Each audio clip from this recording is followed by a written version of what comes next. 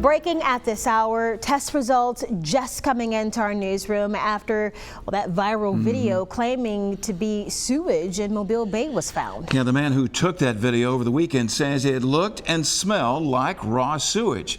That video going viral, prompting Mobile Baykeepers to do some testing.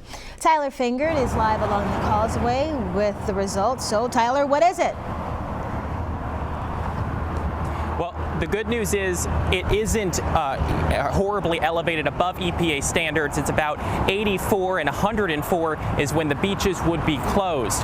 But the water is still elevated in terms of the bacteria for fecal matter found in the water. And the baykeepers say that they would have actually been able to find some better results if they would have been out there before the hours before, because it was about 30 hours before they actually did the testing. What prompted all this was the viral video from over the weekend in Point Clear, and that is when somebody was out there, and they were out there about midnight on Saturday, and that they saw what they thought was fecal matter or raw sewage in the water.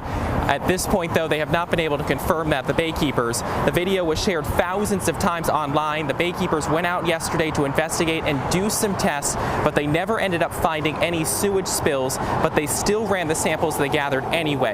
The baykeepers say while they never found a spill and the tests aren't definitive, it doesn't mean there wasn't one there earlier, because the water in the bay is flushed out roughly every 24 hours, and they say, as I said, it was about 30 hours between the video being recorded and the sampling, so they weren't able to collect any of the substance shown in the video. Environmentalists from the organization still say there's cause for concern whether it was sewage or if it was just algae, because certain algae blooms can be harmful to people's health.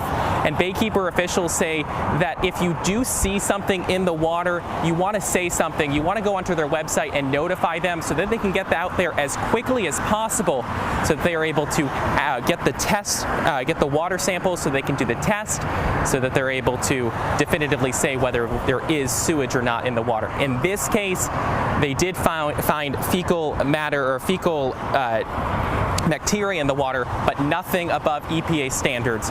But they still are obviously concerned about finding any fecal matter or fecal bacteria in the water. We're live along the causeway tonight. Tyler Fingert, Fox 10 News.